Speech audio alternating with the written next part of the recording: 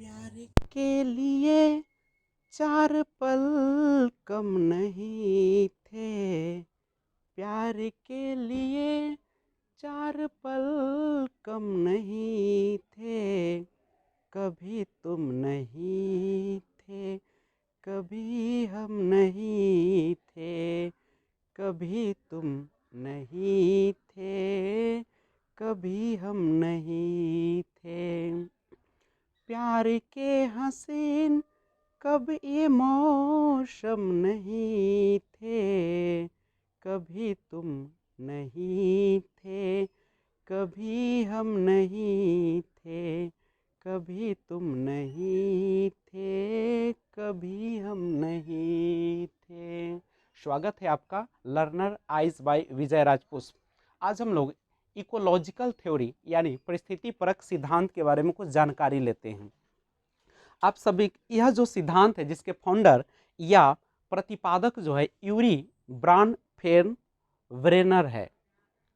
इस सिद्धांत के प्रतिपादक यूरी ब्राउनफेन-वेरेनर है। इन्होंने अपना संप्रत्यय कंसेप्ट बच्चों के विकास का सामाजिक विकास से क्या संबंध है, यानी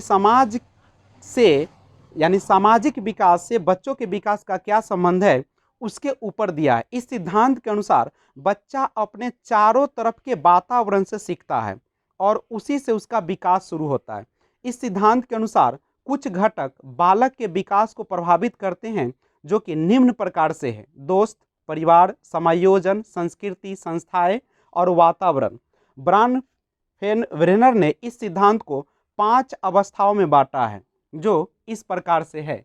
तो आप लोग इसे एक एक करके देखेंगे। 5 अवस्थाएं जो दिए ब्राउनफेन-वेरेनर ने, और ये जो है उनके द्वारा 5 अवस्थाएं दी गई, 5 स्टेजेस दी गई।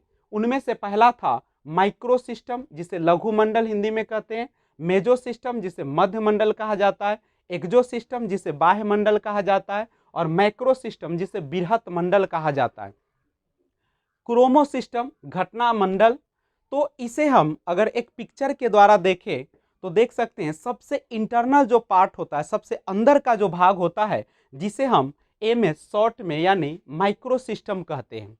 यह सबसे आंतरिक अवस्था, इसमें जो बच्चा होता है इंटरेक्ट करता है अपने परिवार, दोस्त और नेबर के साथ। दूसरा जो है आप जिसको देख रहे हैं मेजो सिस्टम, मध्य मंडल, यह जो होता है इसमें बच्चा adjustment with the micro system, यानी इसमें बच्चा जो होता है वह माइक्रो सिस्टम के साथ अपने आप को समायोजन करता, अपने आप को ढालने का काम करता है। और तीसरा जो है वो है आपका, जिसे शॉर्ट में ईएस कहते हैं, एक्जो सिस्टम। यह क्या होता है, तो इसमें बच्चा child is not present physically, बच्चा तो उसमें फिजिकली शारीरिक रूप से उपस्थित नहीं होता है, लेकिन वह प्रभावित होता है। किससे प्रभावित होता है, तो वह प्रभावित होता है अपने माता पिता के कार्य से। जैसे माता पिता का अगर किसी अलग ट्रांसफर हो जाता है, स्थानांतरण हो जाता है, तो बच्चे के फिजिकली, उसके मेंटली सब पर असर पड़ता है। और दूसरी बात जो है, अगला जो है आपका, वो है आपका चौथा लेवल मैक्रो सिस्टम। तो मैक्रो सिस्टम में क्या होता है, इसमें देखिएगा तो इसमें आपका दैट सराउंड्स द चाइल्ड, यानी बच्चे के आसपास जो भी वातावरण होते हैं वह भी उसको प्रभावित करते हैं। और सबसे जो अंतिम है यानी 5वां लेवल है, जिसको क्रोनो सिस्टम कहा जाता है, जिसे सीएस हम लोग बोल रहे हैं। और ये 5वां जो है great influence socio historical incident, यानी जो सामाजिक आपका और आपका ऐतिहासिक जो घटनाएं होती है उस पर इसका बहुत बड़ा असर पड़ता है। एक एक करके हम देखते हैं। सबसे पहले हम माइक्रो सिस्टम को, लघु मंडल को देखें। यह विकास की सबसे आंतरिक अवस्था है। इस परिवेश में बच्चा अपने परिवार, साथी, सहयोगी, अध्यापकों एवं आस पड़ोस के साथ अंतःक्रिया करते हैं। दूसरा है आपका मेजो सिस्टम, जिसे मध्य मंडल कहा जाता है। मध्य मंडल जो होते हैं उसमें लघु मंडल, लघु मंडल किसको कहते हैं, जिसे हम माइक्रो सिस्टम कहते हैं।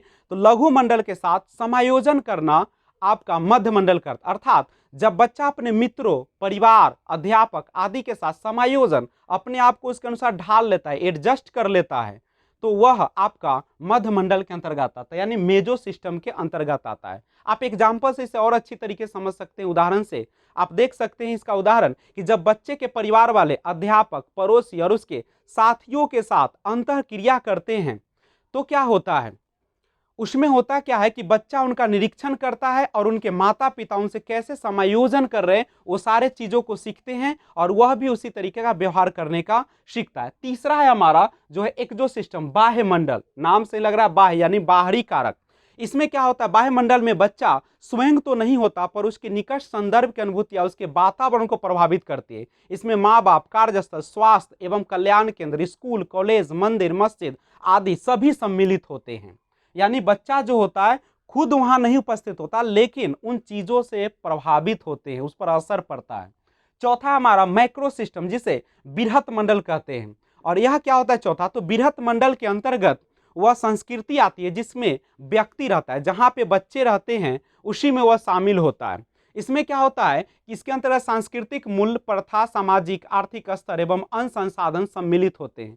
यानी इसमें रीति रिवाज सब शामिल हो जाते हैं। और आपका जो लास्ट है क्रोनो सिस्टम, जिसे घटना मंडल कहते हैं, इसके बारे में देखिए।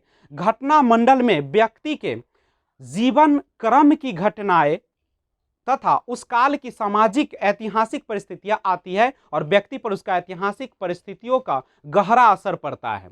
तो ये हमारा एक तरह से ये 5 जो स्टेजेस दिया गया वह दिया गया किसके द्वारा, यूरी ब्रोन फ्रेन व्रेनर के द्वारा। और इकोलॉजी थ्योरम इसको कहते हैं, यानी इकोलॉजिकल थ्योरी, जिसे परिस्थिति परक सिद्धांत भी कहा जाता है। तो इसके माध्यम से उन्होंने बच्चे पर जो परिस्थिति का, बच्चे पर जो सामाजिक और आसपास का जो असर पड़ता है उसके बारे में उन्होंने डिटेल रूप से बताया।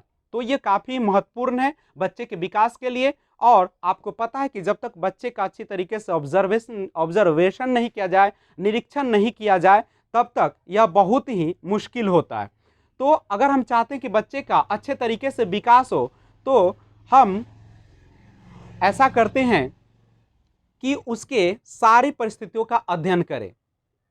और इस तरीके से इस चैप्टर को हम यहीं पे समाप्त करते हैं। और अगर आपको वीडियो पसंद आती है तो like, share, subscribe and bell icon दबाना ना भूलें।